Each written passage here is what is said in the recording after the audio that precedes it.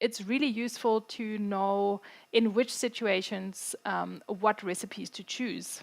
We are kicking off with landscapes. So the first one here is for vibrant colors. It's called Velvia V2 or version 2, and it's compatible with X-Trans 4 cameras intended for the XT3 and XT30. You can use it on X-Trans 3 if you disregard the color chrome effect, but it'll look slightly different. If you have a newer X-Trans 4 camera, you just have to decide, do you want grain to be small or large? I would recommend small, but feel free to try large anyway. If you have an X-Trans 3 camera, you can't use color chrome effect because your camera doesn't have it. Feel free to try it anyway. It'll be a little bit different in how it renders it. But this is a recipe that if the scene has vibrant colors and you just want those colors to pop, you just want a very colorful picture, like this is a really good recipe for that. So if you're photographing a sunset, if you're photographing just something that's really colorful, this is a recipe that I would recommend trying. Velvia V2. But this is not the only one. We've got another recipe that we can use when we have a sunny day. Yeah, this is just, this isn't for necessarily like really vibrant colors.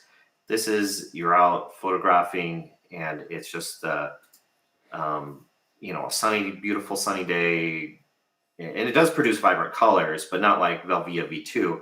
But it has a kind of a warmer look to it, and it's Kodak Vision 3 250D. And I mentioned that earlier that you can use this for the GFX, and I did, and it looked great.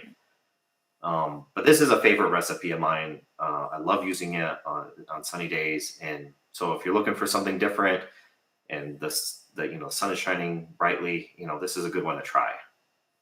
Yes, I absolutely love the look of it. I will definitely give that a go.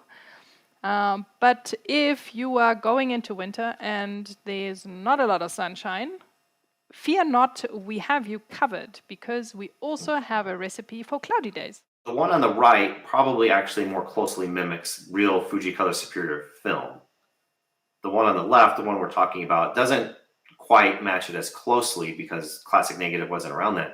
But for me, this is a personal favorite when it's cloudy outside. This is the one that I go for and I shoot with when it's overcast. So I invite you to try it in those scenarios as well. When it's a gloomy day, try the X-Trans 3 Fuji Color Superior 800 if you have an X-Trans 3 or X-Trans 4 camera. Yeah, awesome. And what's really nice is you just need to think coffee and you're in the right recipe. Yeah, that coffee was very good. The sample images are so helpful.